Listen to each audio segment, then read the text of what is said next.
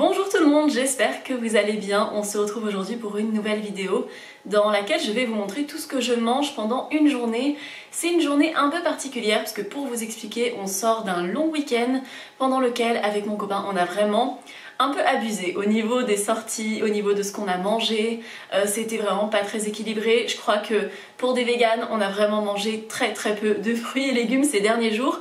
Et je sais pas si vous aussi ça vous fait ça, mais quand j'ai vraiment abusé comme ça, que j'ai mangé beaucoup de trucs transformés, que j'ai beaucoup mangé à l'extérieur, que j'ai mangé plus gras que d'habitude, j'ai après vraiment envie de retrouver mes petits plats normaux, de retrouver des fruits, des légumes, de retrouver vraiment, je sais pas, la simplicité dans mon assiette. J'ai plus envie de fast-food, de trucs comme ça, alors qu'il y a aussi l'inverse qui se produit quand je mange des choses très simples, très basées sur des aliments complets, des fruits, des légumes. Pendant quelques temps, après j'ai vraiment envie d'un truc très gras. Donc je pense que c'est vraiment comme ça que l'équilibre se fait, c'est qu'il faut se faire plaisir, c'est qu'il faut se faire plaisir aussi avec des trucs plus sains. Donc là on part pour une journée plutôt orientée saine. C'est vraiment pas dans une optique de perte de poids où vous savez que ces thématiques là elles ont vraiment pas leur place sur ma chaîne. Le but c'est de se faire plaisir, c'est d'être en bonne santé et c'est de répondre à nos besoins, à nos envies. Et là j'ai envie de retrouver des assiettes vraiment colorées, pleines de légumes, et c'est ce qui me donne envie. Donc c'est parti pour cette journée dans mon assiette qui sera un petit peu plus basée sur l'équilibre que d'habitude. La vidéo du jour est en collaboration avec la marque Coro, avec laquelle je collabore depuis un certain temps maintenant. J'aime sincèrement leurs produits, je commande très régulièrement sur leur site, que je sois en collaboration ou pas. J'ai vraiment converti ma mère aussi qui commande toujours dessus, notamment pour acheter du lait d'avoine en gros format. Ma mère les prend directement, je crois qu'elle en prend 24 et elle repasse une commande un peu plus tard et elle en reprend 24 et après elle prend d'autres choses dedans, elle se prend des tartinades et tout. Moi souvent je me concentre vraiment sur mes basiques, je prends mon huile d'olive, le lait d'avoine. Moi ce mois-ci j'ai pris des noix de cajou, donc là j'ai pris les noix de cajou qui sont en morceaux de chez Coro pour faire mes faux gras pour Noël. J'aime bien amener mes faux gras à Noël. Dans ma famille finalement les gens consomment plus trop de foie gras. Je pense que même chez les gens qui consomment encore pas mal de viande, le foie gras ça commence quand même pas mal à être mis de côté et beaucoup de gens aiment bien les alternatives végétales et vraiment à chaque fois j'amène du faux gras, ça a un succès de malade. Donc on se fait un atelier avec une amie où elle prépare sa recette de faux gras, je prépare ma recette qui n'est pas la mienne, que je prends sur internet et on se partage nos pots et on les amène aux fêtes, on les offre à Noël aussi et c'est toujours sympa. Et nos deux recettes sont sur une base de noix de cajou, donc là j'ai pris 1 kg et je pense que ça nous servira à toutes les deux pour faire tous nos pots pour Noël. Mais sinon en temps normal je consomme pas non plus énormément de noix de cajou parce que ça vient de loin, donc j'en consomme un petit peu, j'en ai toujours dans mes placards, mais j'en consomme des petites quantités. Mais là c'est vrai qu'à Noël c'est un peu particulier. Ensuite j'y ai pris aussi des noix de pécan, c'est pareil, j'en achète pratiquement jamais parce que ça coûte cher quand même. Là il me semble que le kilo est à 23 €, ça reste moins cher que dans pas mal de magasins et vous en avez vraiment une grosse quantité, sachant que c'est cumulable avec mon code MUR5 qui vous donne 5% de réduction sur tout le site. Mais là je vais tester une recette de cookies pour voir si je prépare ça pour offrir aussi. Là ce sera vraiment un test, c'est nous qui allons le manger. Mais les noix de pécan c'est pareil, j'aime bien ça dans les brownies, dans les gâteaux un petit peu festifs. En temps normal je mets des noix de Grenoble, c'est plus proche de... c'est plus local et c'est beaucoup moins cher. Mais parfois c'est vrai que les noix de pécan ça a ce petit truc en plus qui est très bon. Alors pour mon petit déjeuner je vais partir sur du sucré salé. Donc je vais faire toaster mes tranches de pain aux céréales sur lesquelles je vais mettre un petit peu d'avocat. À côté je vais me faire un petit bol avec du yaourt de soja, j'aime bien ceux de Soja Sun parce qu'ils sont déjà riches en protéines. Il y a presque 5 grammes de protéines dans un petit yaourt comme ça. Et vous avez du calcium, vous avez de la vitamine D, donc ça j'adore. Avec, je vais mettre une pomme. Je sais pas encore si je vais la manger en morceaux ou si je vais la manger telle quelle, on va voir. Et dans mon bol de yaourt, je viendrai ajouter des petits flakes au cacao protéiné de chez Coro qui sont vraiment géniaux. Vous avez, il me semble, 60 grammes de protéines au 100 grammes. Donc vous n'avez vraiment pas besoin d'en mettre beaucoup pour compléter un petit peu vos apports en protéines. Je vais faire griller mon pain et je vous retrouve pour la suite.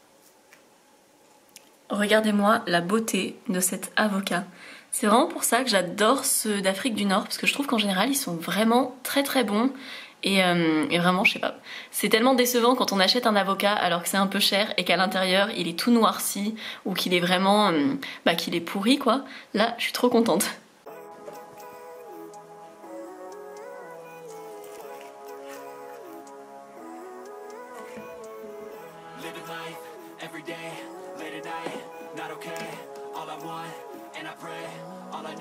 tomorrow's a better day. Fuck me, I'm looking in the mirror, so foggy, but I've never seen clearer. I don't really think anyone can save me, and honestly I'm not really sure I want saving. I like to be my own worst enemy. There's no risk if you don't. Et voilà pour mon petit déjeuner. Je pense que je me prendrai une boisson chaude un petit peu plus tard dans la matinée, parce que quand il y a de la caféine, j'aime pas mélanger la caféine avec mon repas, ça empêche l'assimilation du fer. Donc là, je vais me régaler. Alors pour ce midi, j'ai envie de me faire un bol un peu façon pokéball, mais avec ce que j'ai chez moi. Je vais faire cuire du riz rond de Koro. En fait, c'est vraiment un riz que j'utilise à la fois pour faire du riz à sushi ou pour faire du riz pour le risotto, parce que j'avais pas envie d'acheter différentes sortes de riz, et en fait ça marche très bien pour les deux. Donc je l'achète par paquet de 5 kg, ça me dure une éternité et c'est trop pratique d'en avoir toujours à la maison, et au final ça reste très économique. Alors j'ai rincé mon riz un petit peu pour enlever de l'amidon. Ensuite je le mets dans une casserole pour un volume de riz, je mets 2 volumes d'eau et on va le laisser cuire jusqu'à ce que ça bout avec un couvercle. Après on laisse 10 minutes et après on a un riz qui est pas mal, et généralement je le laisse sous son couvercle pendant encore quelques temps pour qu'il y ait une forme de cuisson à la vapeur qui se prolonge. Avant je le faisais au cuiseur à riz, mais maintenant je le fais comme ça parce que j'ai la flemme de sortir mon cuiseur à riz juste pour une petite quantité. Là j'ai fait 3 portions de riz à sushi, donc il y en aura pour moi ce midi et je pense que j'en remangerai demain midi et mon copain en emmènera au travail. Donc voilà, c'est parti pour la cuisson et après je laisserai refroidir pour ce midi. Alors j'ai pas fait le petit sirop vinaigré avec le vinaigre dans lequel on dissout du sucre, etc. J'ai juste mis du sirop d'agave et du vinaigre de riz directement dessus. Et je viens le couvrir pour qu'il termine sa cuisson à la vapeur comme je vous l'avais dit. Et ça a été plus rapide que prévu, ça a mis 5 minutes pour bouillir, je l'ai laissé même pas 7 minutes ensuite à feu doux. Et là je couvre simplement. On est en fin de matinée, je vais me prendre un café latte, donc avec du lait d'avoine, une petite dose de café, vraiment vous voyez on n'est pas sur quelque chose de très coloré, j'aime bien quand le goût est léger, et même s'il n'y a pas de sucre ajouté dans ce lait d'avoine, je trouve qu'il a un goût très doux, et il y a un petit peu les sucres naturellement présents dans l'avoine qui viennent apporter un côté vraiment tellement doux à ce café, j'adore ça. Alors pour accompagner le riz que j'ai préparé ce matin, je vais mettre du tofu, donc je vais prendre un de ces filets de tofu. Le deuxième sera pour mon copain demain midi. C'est assez rare qu'on en achète, mais en ce moment on n'a pas de tofu blanc de magasin asiatique parce qu'on n'y est pas retourné. En tout cas les valeurs nutritionnelles de celui-ci sont plus élevées que le tofu qu'on achète, tout simplement parce qu'il est plus ferme, mais il est très très bon. Juste il est un peu plus cher, donc souvent on ne le prend pas. Je vais remettre de l'avocat, j'ai fait demi-avocat ce matin. Je l'ai terminé à la cuillère après parce que j'avais un petit peu faim. Et vu qu'on part demain soir, je vais essayer de le finir soit aujourd'hui, soit demain, vu que mon copain n'en mange pas, parce que j'ai pas envie qu'il s'abîme. Sinon, généralement, je mange mes avocats sur plusieurs jours, enfin sur 2 jours en général. Après, je vais râper des carottes et je vais râper du chou. Et on fera une petite sauce sympa aussi. Alors, on peut le manger froid tel quel, mais nous, on aime bien quand il est grillé. Donc, on le fait simplement poêler, sachant que moi, je vais le manger chaud et mon copain le mangera froid quand même demain dans son bol parce qu'il va tout mettre dans le même plat. Donc voilà, ce sera pas séparé, mais en tout cas on trouve que ça donne plus de goût une fois qu'il est grillé. Alors j'ai disposé le riz dans mon bol, à côté j'ai les carottes et le chou que j'ai râpé ensemble. J'ai râpé avec ça pour la carotte, et après ce qui reste au milieu que j'arrive pas à râper, je le mange comme ça. Là on a le tofu qui est grillé et que j'ai coupé en petits morceaux. Je vais mettre un petit peu de cet avocat. Et pour assaisonner le chou et les carottes, je vais mettre de la mayonnaise de Koro avec un tout petit peu d'huile de sésame et de la sauce soja sucrée. Et pour assaisonner le riz, je viendrai juste mettre de la sauce soja sucrée. J'aime beaucoup, je sais que ça n'a rien de traditionnel. Bon, en même temps là c'est un plat un petit peu qui mélange beaucoup de choses, mais en tout cas j'adore ce genre de repas et vraiment c'est délicieux. Et ce qui est bien, c'est que ça permet de faire une salade d'hiver avec des légumes un petit peu de saison. On n'est pas obligé de mettre des concombres, des tomates ou des légumes d'été, on peut vraiment faire avec ce qu'on a. Alors j'ai mis la mayo, celle-ci vient de chez Koro et vous pouvez la prendre en lot de 6 et ça la rend vraiment très peu chère. Je crois que ça revient à peu près à 2 € le petit pot comme ça, sachant qu'elle est très pratique, vous pouvez l'emmener avec vous quand vous allez en déplacement. Et moi j'aime beaucoup l'utiliser comme base pour des sauces, ou par exemple quand je fais mes rouleaux de printemps, j'aime bien en mettre un petit peu dedans, ou je l'utilise comme base de sauce à burger aussi.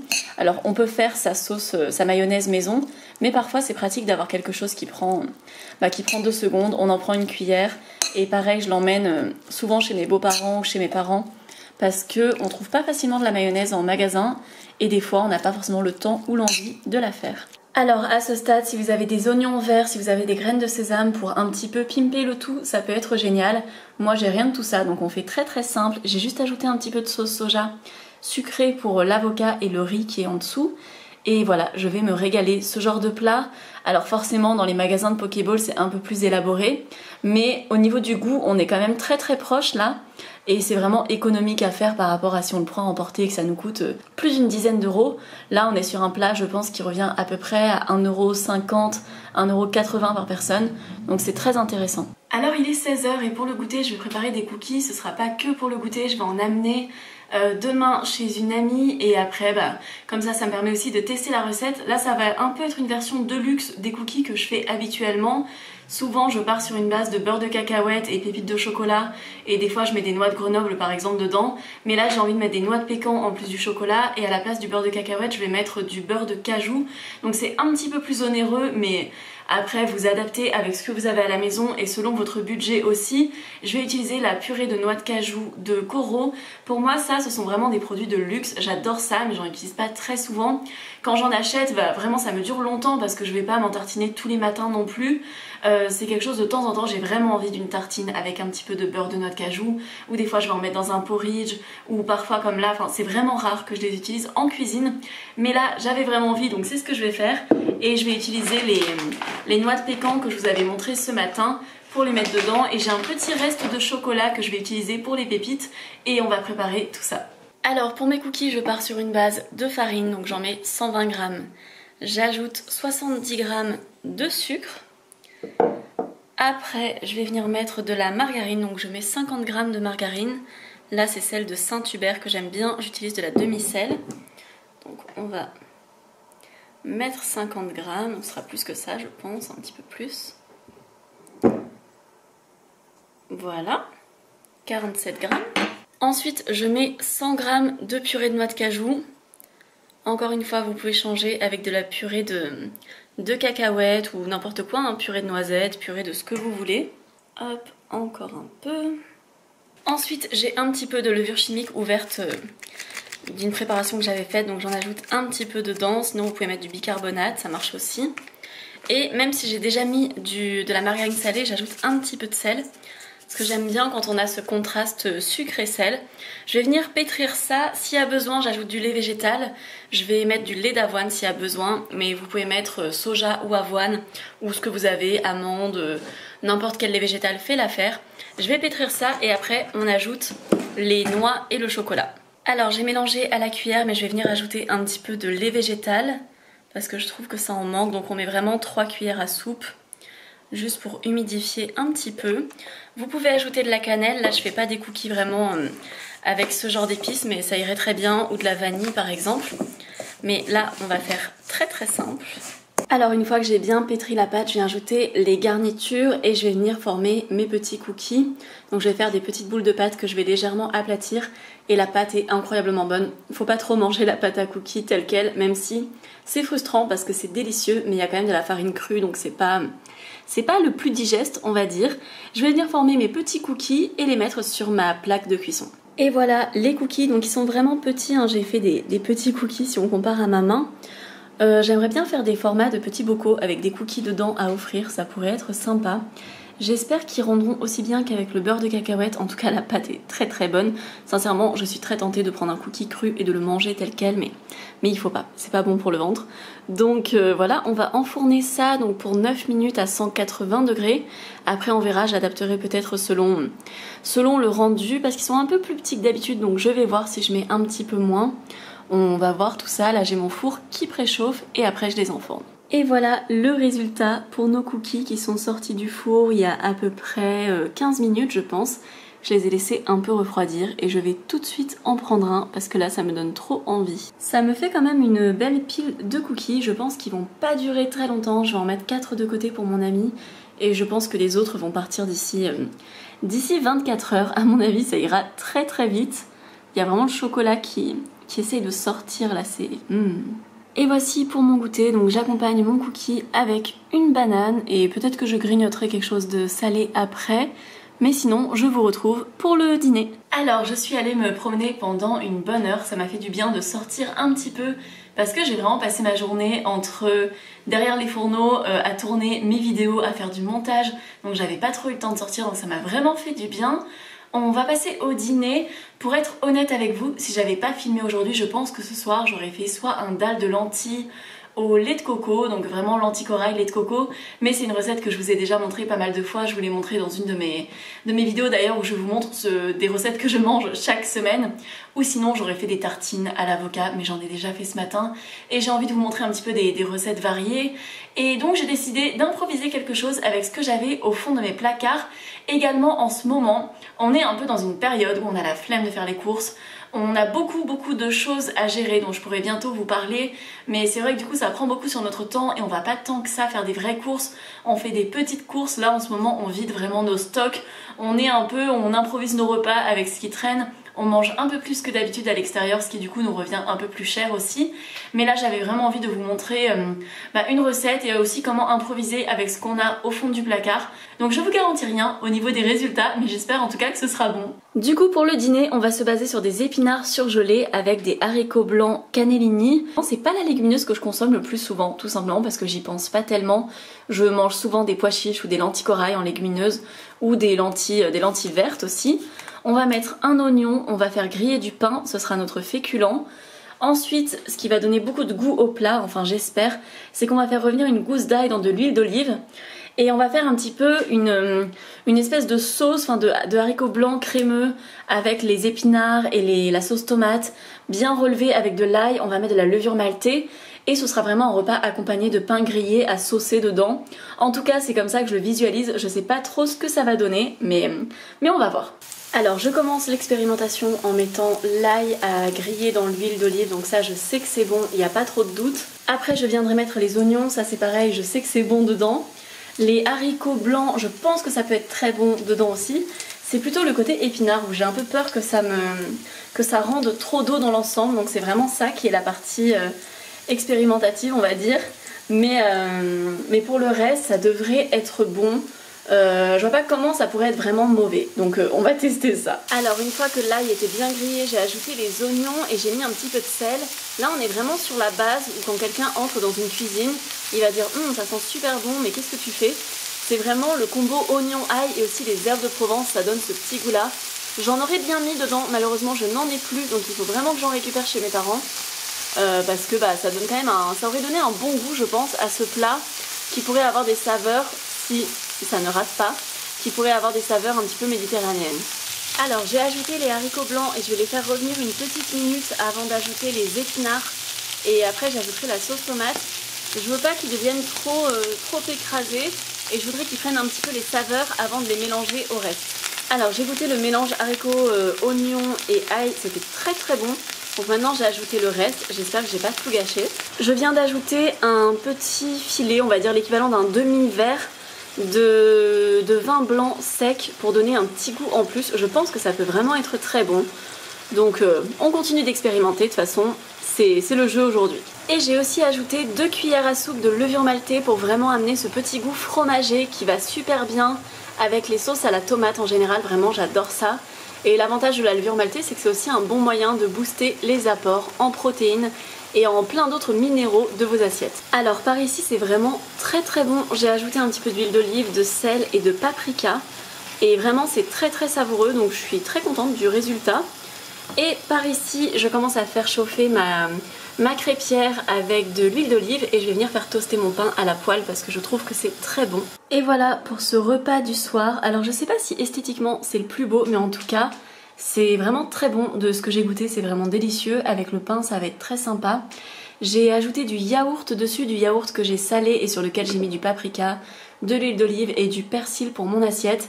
Les couleurs rendent pas très bien parce que la luminosité n'est pas terrible, mais vraiment je peux vous garantir que c'est très bon. Alors la journée se termine, ma journée de repas aussi, et vraiment le dîner était délicieux. C'était pas juste bon en mode on a fait ce qu'on a pu, c'était pas mal, c'était vraiment très bon. C'est un plat que je vais refaire les saveurs comme ça du vin blanc dedans avec la levure maltée, la sauce tomate, le petit ail qui avait vraiment donné du goût à l'huile d'olive, c'était délicieux. Le petit pain grillé, le mélange des textures. Je vous recommande de tester, je pense que je l'ajoute directement à ma liste de repas à petit budget parce que c'est vraiment petit budget pour le coup. Vraiment la base de haricots blancs, ça amène des protéines, du fer, ça permet de varier avec la légumineuse que j'ai mangée ce midi. Vous savez que moi j'aime bien manger du soja, j'adore le soja, mais j'aime aussi manger des légumineuses, donc tout ce qui est lentilles, pois chiches, haricots, donc haricots rouges, haricots blancs. Des fois je mange des haricots mango quand je fais mes petites omelettes de haricots mango, c'est trop bon. Sinon qu'est-ce que je mange aussi? Du sétan très souvent, c'est délicieux. Donc c'est toujours intéressant de mettre une source de protéines pratiquement à chaque repas, faut pas se mettre la pression non plus, c'est pas grave si de temps en temps il y en a pas, mais d'en avoir dans une majorité de repas c'est vraiment bien. Et je me suis régalée, je sais pas si je vais vous mettre les valeurs nutritionnelles, éventuellement je vous les mettrai, comme ça vous voyez ce que ça donne en termes de protéines si tout est bien atteint. Le but c'est pas que ce soit parfait chaque jour, mais que voilà, on soit vraiment sur quelque chose qui nous nourrit, qui nous donne de bons bilans sanguins, c'est ça qui est important, et bien sûr qui nous régale aussi, hein, faut se faire plaisir sur le goût. J'espère que la vidéo vous a plu, n'hésitez pas à me mettre un commentaire, un like, vous pouvez aussi venir me rejoindre sur Instagram où je partage énormément de choses de mon quotidien en story, je fais des posts de temps en temps aussi. Et voilà, je vous dis à dans 5 jours et je vous fais de gros bisous. Ciao ciao!